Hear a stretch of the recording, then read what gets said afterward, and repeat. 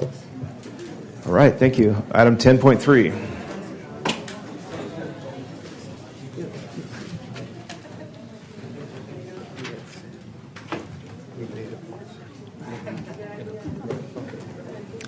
Good evening, Mayor Davis, council members. I'm Richard Shepard, Public Works Director. The purpose of this agenda item is to provide you some discussion on the city's pavement and road system and seek your guidance on some policy questions that probably need to be addressed.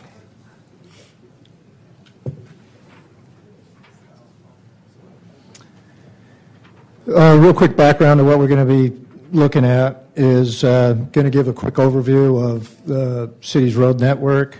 Going to tell you how the various roads are assessed for condition.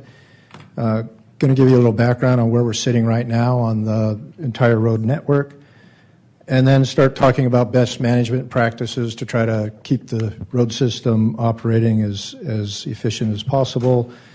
We're going to look a little bit at the current funding versus what level of needs we have. And then using our pavement management system, we're going to forecast out what our future looks like. And then with that, there's some policy concerns that I would like to get your input on. First of all, the city is basically divided into three types of classifications of roads. There's what you see here, the red arterials. Those are mostly the large regional roads. There's the green collector roads, and then the rest of the roads are considered local roads.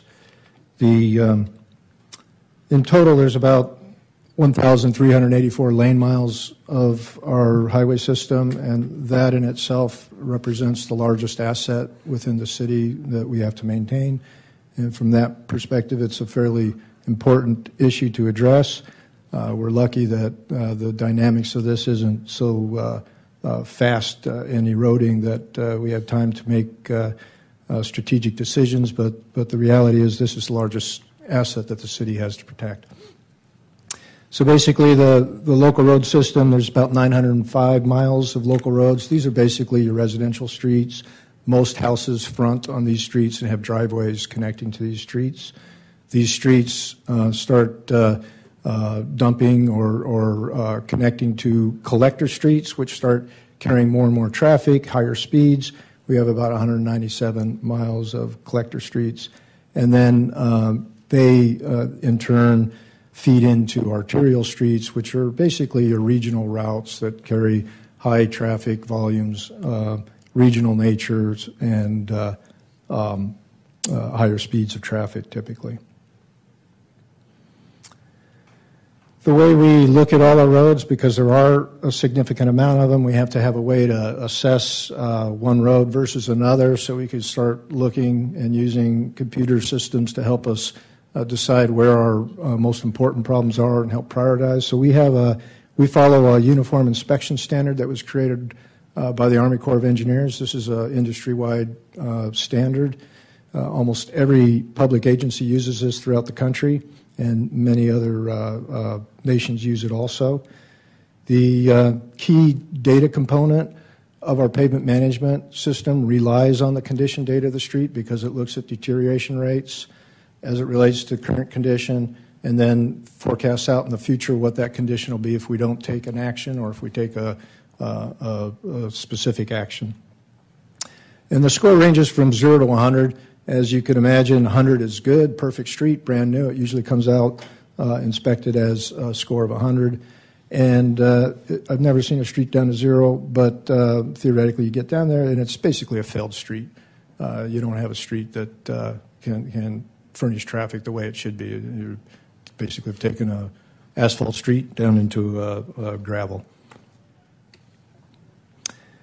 Representative of what a good street looks like, this is relatively good street. Minor wear and tear on it, but it's still in good condition. As you start seeing streets like this, you'll see some cracking in the streets, maybe a little rutting, some alligator overload type deterioration. These streets are in a condition that we start really being concerned about because, as you'll see later, these are streets that are at risk of becoming really, really bad. And then here's a street that is down into the failed area. There's not much you could do about this street other than to totally reconstruct it. So it's common throughout industry that there's best management practices that have been set up for various conditions of a street. These are based on cost-effective strategies for that condition.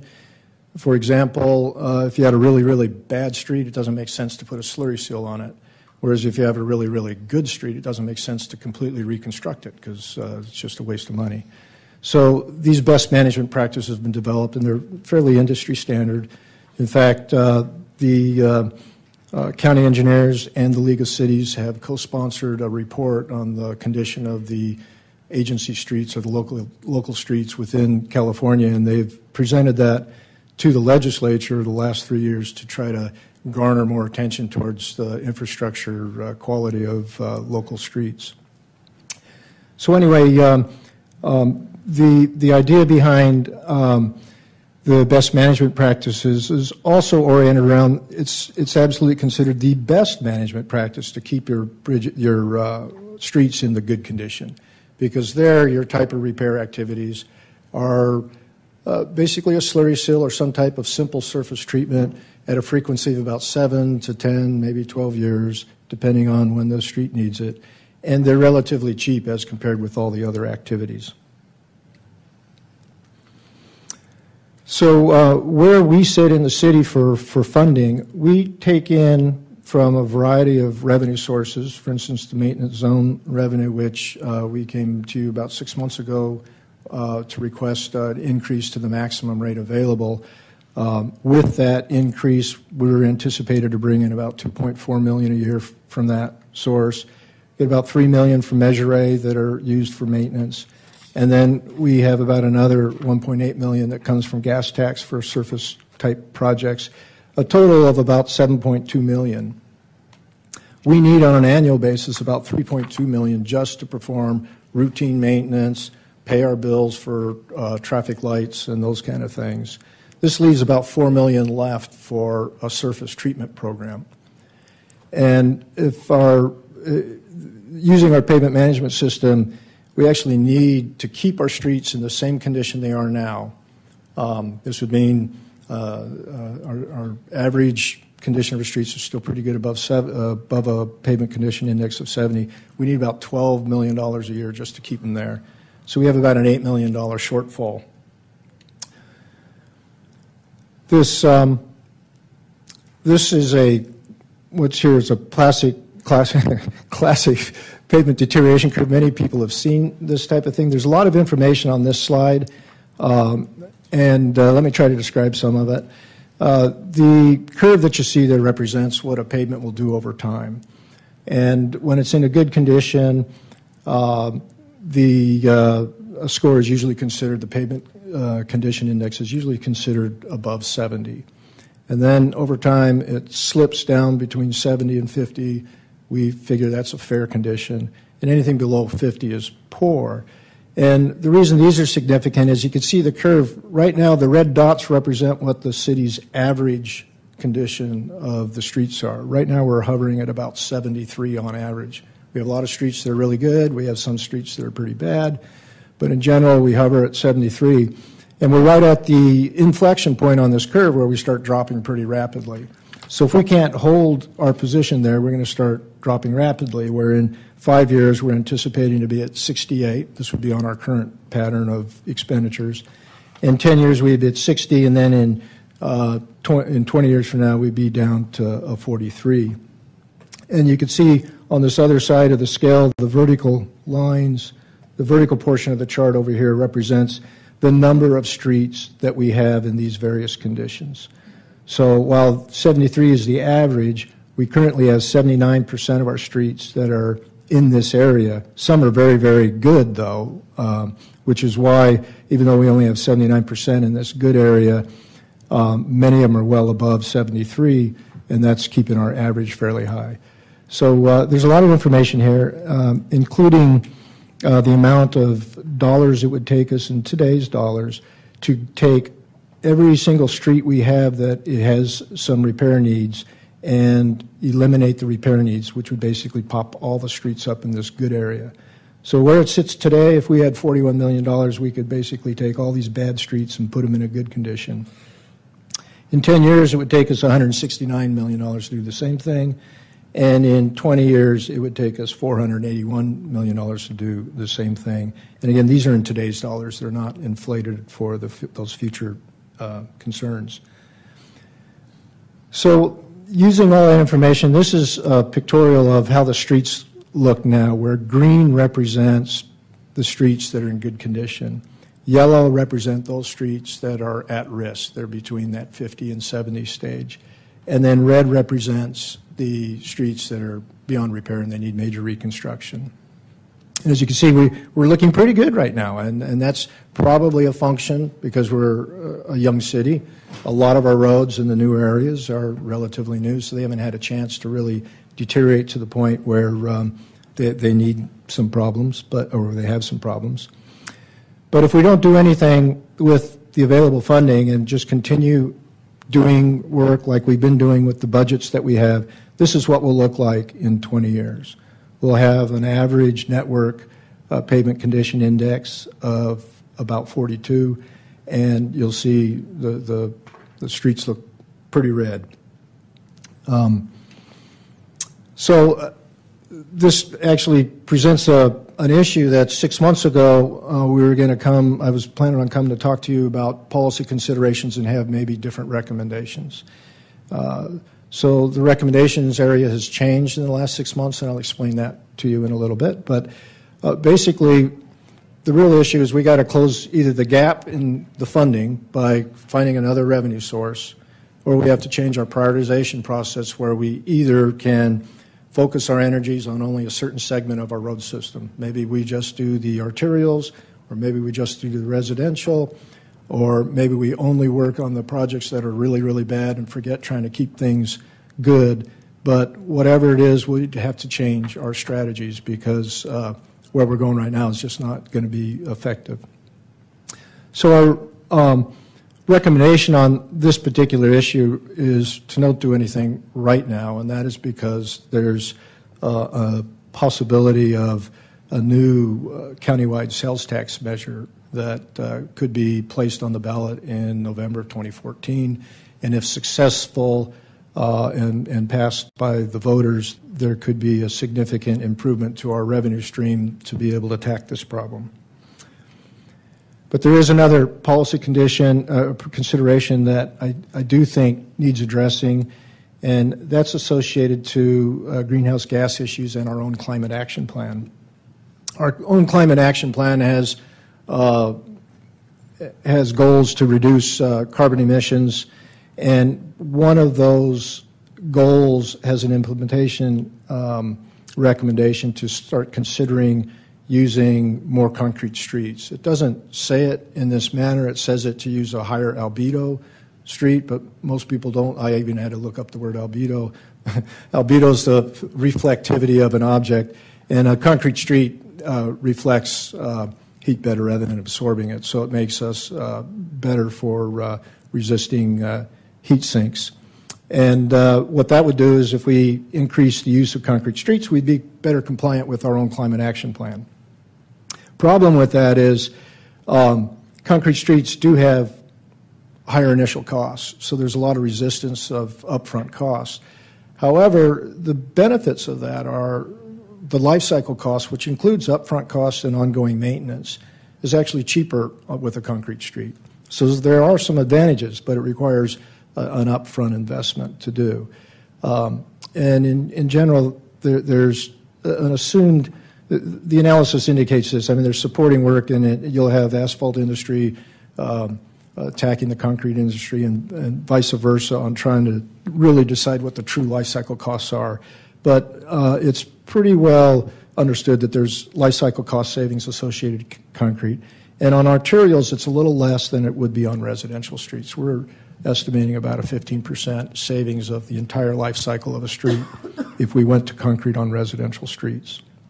So some of the policy considerations here are just continue with the current policy where we try to use high albedo materials when it's feasible and cost effective, because there are situations that does become reality.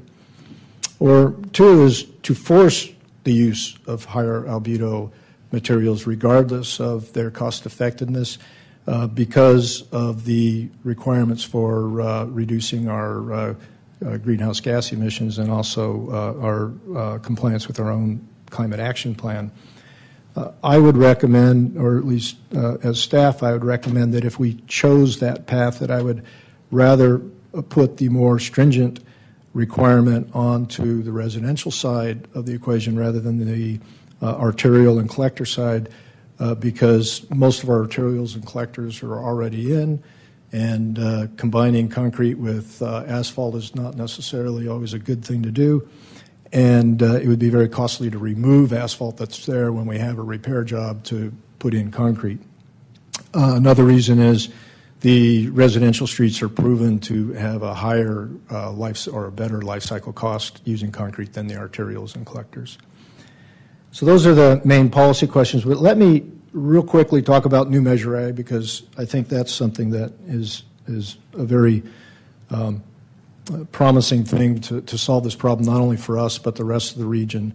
And basically, new Measure A, for those who aren't aware of it, the Sacramento Transportation Authority, commonly people call it STA, is planning to sponsor right now I say planning because they're doing preliminary talks and they don't even know if their board is willing to place it on the ballot, but they're considering a new measure which would augment the existing sales tax measure. Right now there's a 0.5% sales tax on all goods purchased in Sacramento County that are earmarked for, that 0.5 cent is earmarked for the purposes of transportation issues. This new measure would increase that by another 0.5 cent, so we would have an additional 0.5% sales tax. And it hopefully would be included on the 2014 ballot. This would be the fall of 2014. And right now that ballot would require a 2/3 majority of the voting public to pass. If it didn't receive 2/3 vote, it wouldn't pass. But the initial analysis of what this new Measure A would do to us in Elk Grove is it would bring in an additional $6.8 million to be used on maintenance type activities, which when you're looking at pavement management forecasts out in the future, it's pretty darn close to what we think we need of $8 million. And so it's pretty close, and it has a remarkable impact to our streets. As you'll remember those last few slides, this is what we look like today. This is what we'll look like in 20 years without Measure A. And this is what we'll look like in 20 years with Measure A. A significant improvement, and because of this is one of the reasons as staff we're not recommending that council take any actions on closing the revenue gap at this time, because this looks too promising, and we would know by 2014, the fall at least, if it was on the ballot and if it passed. And if it doesn't pass, then we'd be back to you with trying to resolve the issue with what tools we have available here in the city. Richard, Any questions? have you talked to our partners and utilities relative to if we went with concrete, what that would do to? I mean, that seems to me that's going to be a huge issue and problem. That's a good.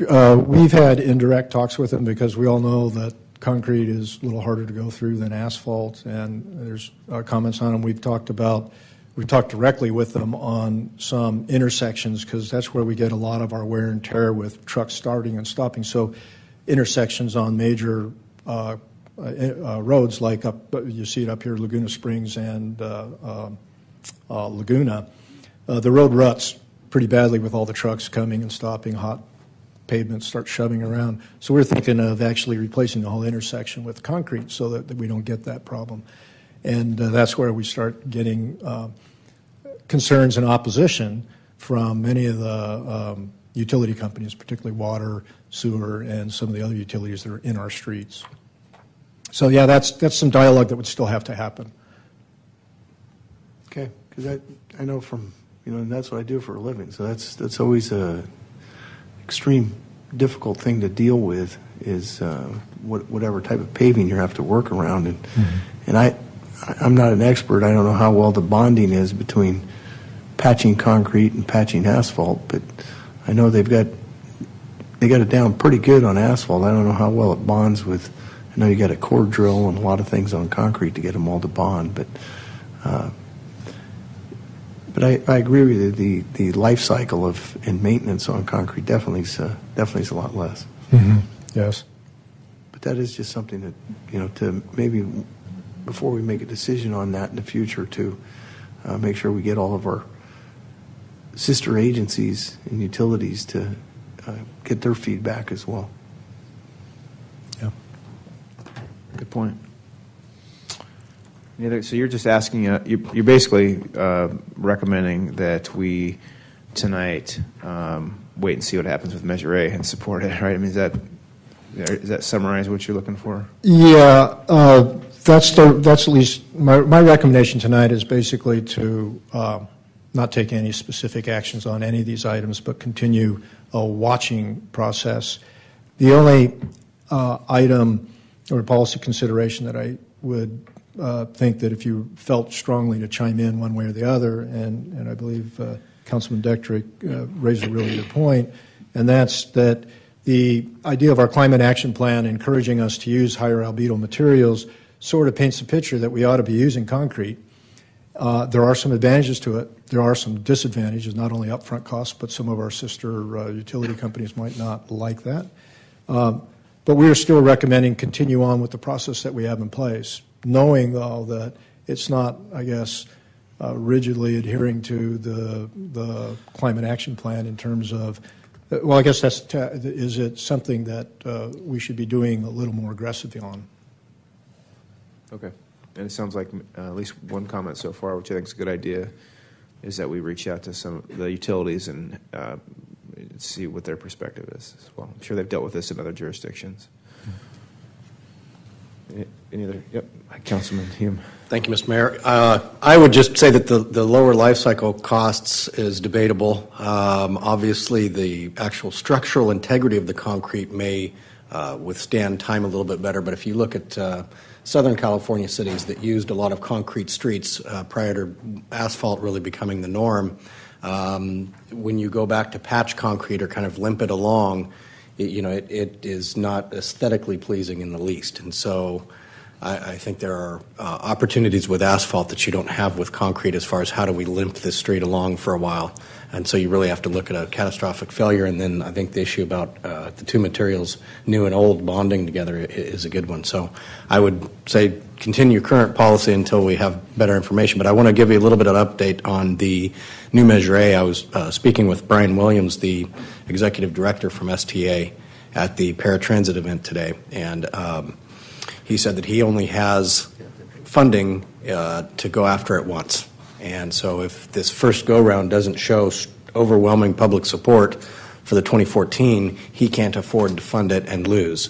And the other thing is that there will be potentially a measure on the ballot that would reduce that two-thirds majority to a little north of a simple majority. And so knowing that then would provide a greater likelihood of success in 2016. So I'm not saying that's the current situation is to postpone it, but he said basically he can't afford to hit and miss, and so we can only chase it if it looks solid. Very good. Well, let's go ahead and open public comment. We'll close it on up with no one signed up. And do you have enough direction from us? Yes, I think so. Yeah, right. Yeah. Just want to see if anybody else wanted to give any input. So, all right, very good. Thank you, Richard.